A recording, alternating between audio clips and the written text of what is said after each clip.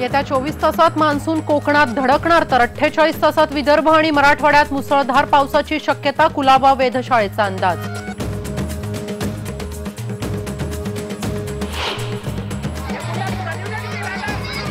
पालिका प्रशासनाच्या निष्काळजीपणामुळे जळगावात 2 महिन्यांपासून भीषण पाणी टंचाई, महिन्यातून एकदाच येतंय नळाला पाणी।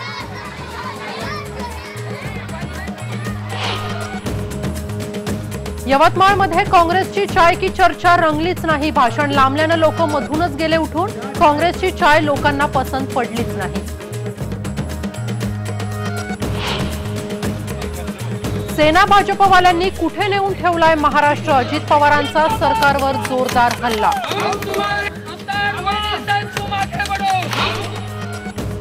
लातूरमध्ये रुग्णालयाच्या स्वच्छतागृहात बाळंत महिलेची गळफास घेऊन आत्महत्या, आत्महत्येचं कारण अस्पष्ट, पोलिसांचा तपास सुरू।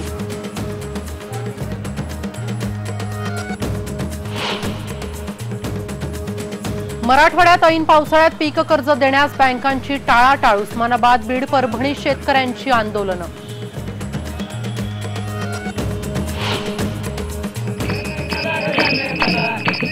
आणि 100% अनुदानाच्या मागणीसाठी विनाअनुदानित शिक्षकांनी सरकारच्या नावानं घातली सत्यनारायणाची पूजा, आंदोलकांनी घातले मंत्र्यांचे मुखवटे। नमस्कार, मी सुप्रिया, गावाकडच्या बातम्यांमध्ये आपलं स्वागत। बुलेटिनच्या सुरुवातीला बातमी आहे पावसाची। मान्सूनचा आगमनाला राज्यामध्ये उशीर होत असतानाच जोरदार पावसाचा इशारा वेधशाळेनं दिलेला आहे। येत्या 24 तासामध्ये मान्सून हा कोकण किनाऱ्यावर धडकणार असून मुसळधार पाऊस होईल असं वेधशाळेनं म्हटलंय। तर येत्या 48 तासामध्ये विदर्भ आणि मराठवाड्यामध्ये मुसळधार पाऊस होईल असाही अंदाज वेधशाळेनं वर्तवलाय। केरळमध्ये आल्यानंतर मान्सून रेंगाळलेला होता, त्याला आता वेग येत असून आठवडाभरातच त्याचा पुढे सरकण्याचा वेग वाढेल असंही हवामान खात्यानं म्हटलंय।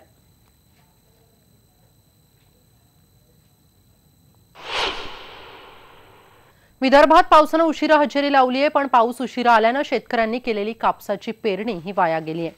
मृग नक्षत्रावर काही शेतकऱ्यांनी कापसाची पेरणी केली होती, मात्र त्यानंतर पाऊस आलेलाच नाही आणि सारं बियाणं हे वाया गेलंय। मान्सून पूर्णपणे सक्रिय झाल्याशिवाय पेरणी करू नका असं आवाहन हवामान खात्यानं केलंय। या संदर्भातच आढावा घेतलाय आमचे नागपूरचे प्रतिनिधी प्रवीण मुधोळकर यांनी।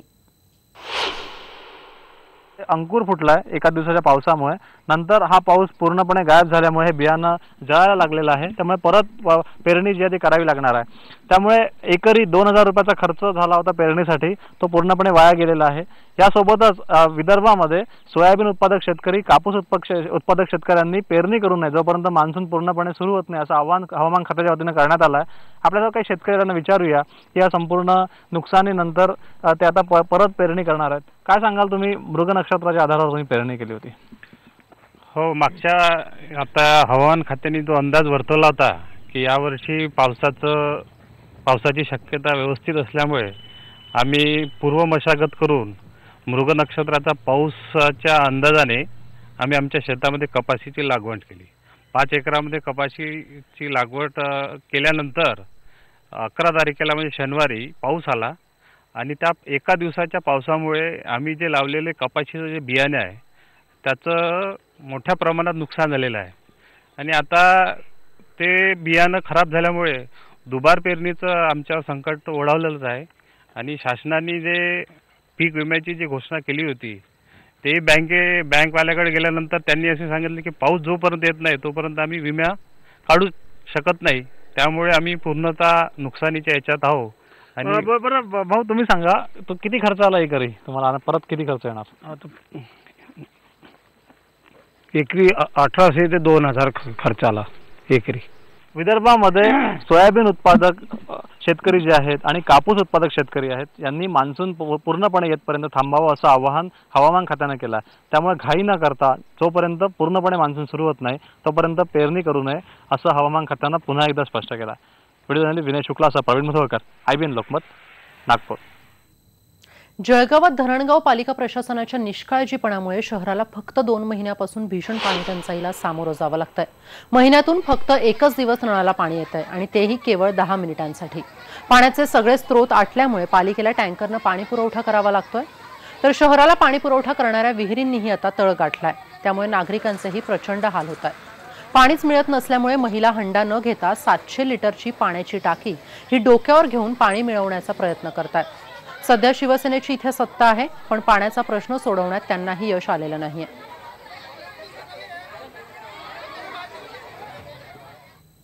बातमी आहे उस्मानाबादची। उस्मानाबादमध्ये दुष्काळामुळे संकटात सापडलेल्या शेतकऱ्यांना आता अधिक संकटात टाकण्याचा प्रकार समोर येतोय।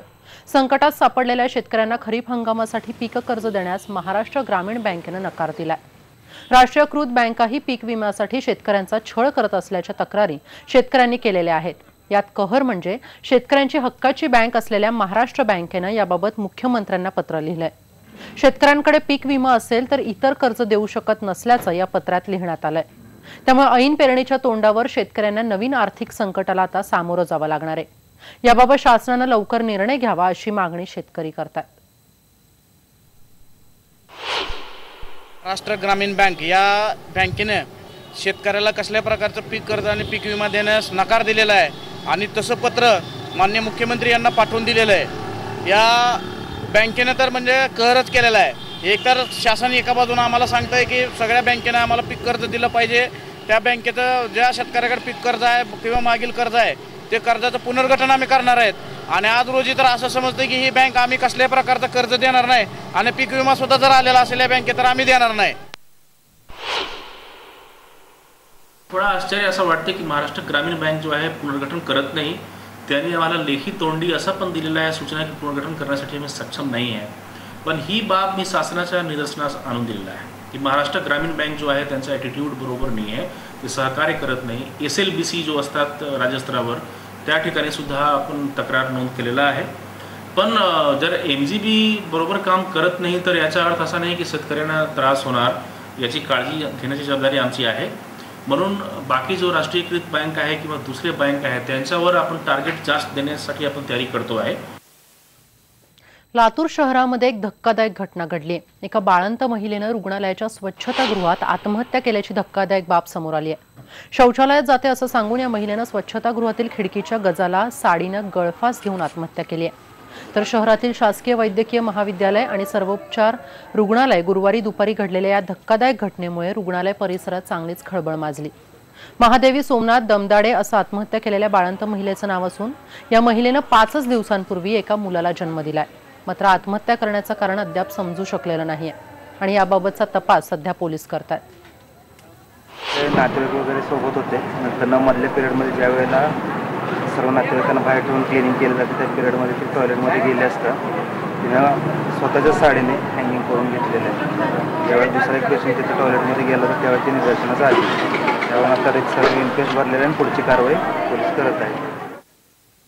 बातमी आहे यवतमाळची। यवतमाळ जिल्ह्यातल्या आर्वी तालुक्यातल्या दाभाडीत काँग्रेस पक्षाने चाय पे चर्चाचं आयोजन केलेलं होतं, पण नेमकं प्रदेशाध्यक्ष अशोक चव्हाणांचं भाषण सुरू असतानाच काही लोक उठून जात असल्याचं विरोधाभासी चित्र इथे पाहायला मिळालं।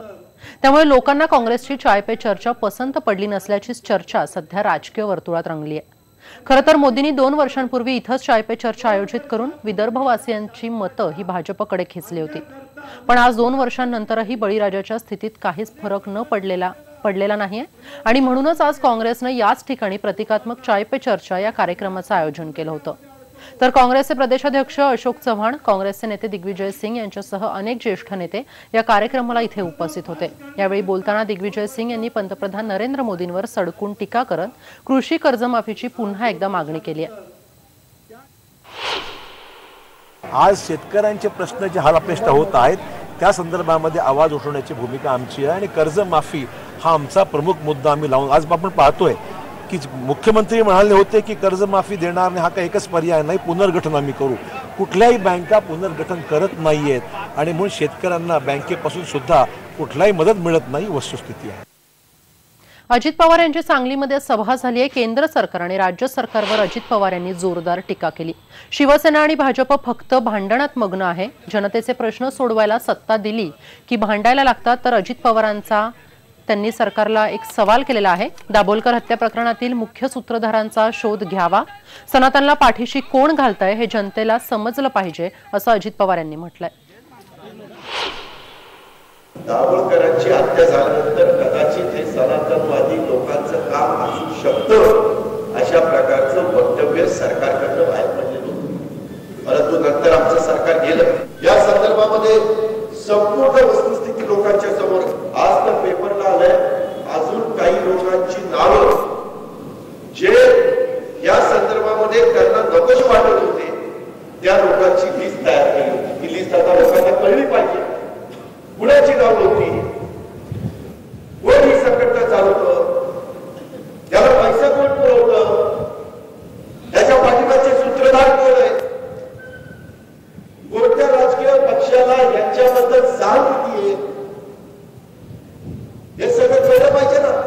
या भाजप शिवसेनेने कुठं ठेवून ठेवला महाराष्ट्र आमचा, काय उत्तर आहे? यानंतर या बुलेटिनमध्ये वेळ झाली एका छोट्याशा विश्रांतीची. तुम्ही पहा फक्त IBN लोकमत.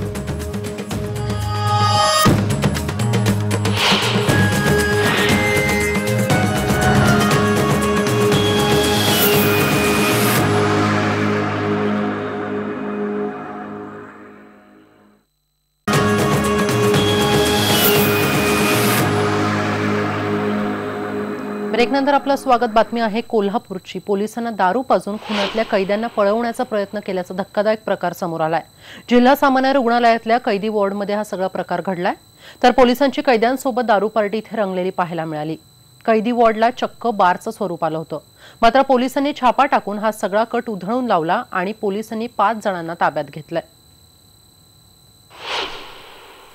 कोल्हापूर येथील स्थानिक काही आरोपी त्याचबरोबर त्या ठिकाणी गार्डासाठी उपस्थित असलेले ASI बाबूराव चौगुले आणि मारुती पाटील हे पोलीस मुख्यालयातील पोलीस कर्मचारी त्या ठिकाणी दारूची पार्टी करत असल्याचं त्यांना निदर्शनास आलं आहे.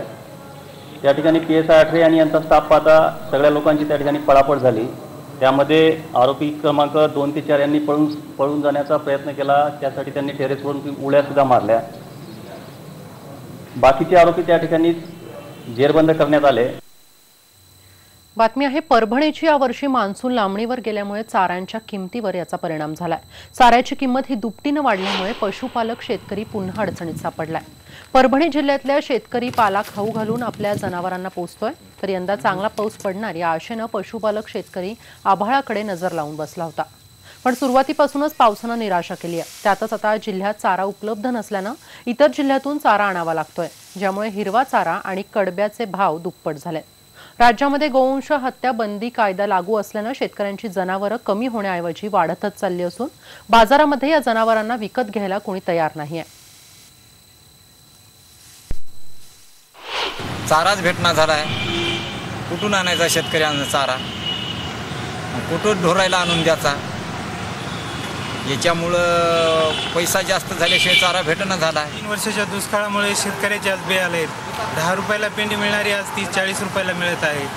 आज हे मिरगाचा पाऊस लांबणीवर पडल्यामुळे तर आज चाऱ्याचे भाव तर गगनालाच गेलेले. कडब्याचा भाव 2900 पाणी पडना म्हणून कडब्याचे भाव वाढे. कडबा काय भेटना. शेतामध्ये परेशान आहेत शेतकरी. पाऊस पडल्यावर शेतकरी सुखी राहतात, पाऊस नाही पडल्यावर परेशान आहे. कुठंच कडबा भेटना झाला. काय आम्ही तरी काय करणार. वाशिममध्ये आज नागरिकांनी रखडलेल्या त्रासाला कंटाळून BSNL टॉवरवर चढून शोले स्टाईल आंदोलन केलं. वाशिममधल्या मानोरा तालुक्यातल्या रुई गोस्ता या गावातल्या नागरिकांनी आपल्या मागण्यांसाठी आंदोलन केलंय. 4 जण टेलिफोन टॉवरवर चढले तर गावातल्या इतर नागरिकांनी टॉवरखाली ठिय्या मांडला. गावाला जोडणारा मुख्य रस्ता खराब झाल्यामुळे पावसाळ्यामध्ये नागरिकांना याचा त्रास सहन करावा लागतो. यासाठी वेळोवेळी पाठपुरावा करूनही प्रशासनानं कोणतीही दखल न घेतल्यानं हे आंदोलन करण्यात आलंय. तर मागणी पूर्ण न झाल्यास तीव्र आंदोलनाचा इशारा यावेळी गावकऱ्यांनी दिलाय.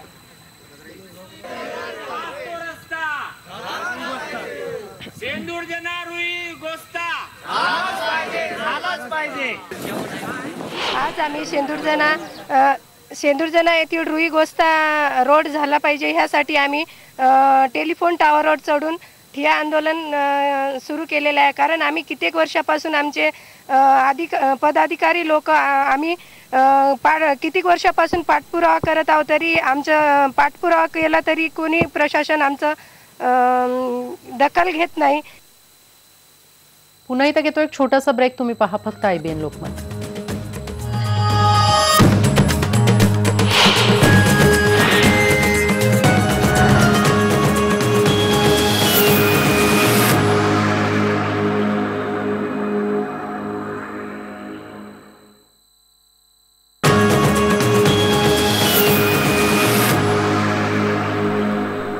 ब्रेकनंतर स्वागत. बातमी आहे परभणीची. कर्ज पुनर्गठनासाठी किसान सभा आक्रमक होत पाथरी महाराष्ट्र ग्रामीण बँक त्यांनी बंद केली आहे. बँकेतच शेतकऱ्यांनी ठिय्या आंदोलन केलं, तर मॅनेजरच्या खुर्चीला त्यांनी हारही घातलाय. पुनर्गठन केल्याशिवाय आंदोलन मागे न घेण्याचा निर्धार त्यांनी केला. पाथरी तालुक्यातील महाराष्ट्र ग्रामीण बँकेमध्ये 2000 शेतकऱ्यांचे खाते असताना मागच्या 3 महिन्यांपासून एकाही शेतकऱ्याला कर्ज पुनर्गठन किंवा नवीन कर्ज बँकेनं दिलेलं नाही, असा आरोप करत अखिल भारतीय किसान सभेनं बँक बंद पाडत हे आंदोलन केलं. आज विनाअनुदानित शिक्षकांच्या आंदोलनाचा हा 17वा दिवस आहे. आज आंदोलनकर्त्या शिक्षकांनी चक्क सरकारच्या नावानं सत्यनारायणाची पूजा घातली, तर शिक्षण मंत्री, अर्थमंत्री आणि मुख्यमंत्री यांना अनुदानाची मागणी मान्य करण्याची बुद्धी देव, अशी ही मागणी यावेळी करण्यात आली. काही शिक्षक तर मुख्यमंत्री देवेंद्र फडणवीस, शिक्षण मंत्री विनोद तावडे आणि अर्थमंत्री सुधीर मुनगंटीवार यांचे मुखवटे घालून सत्यनारायणांच्या पूजनाला बसले होते.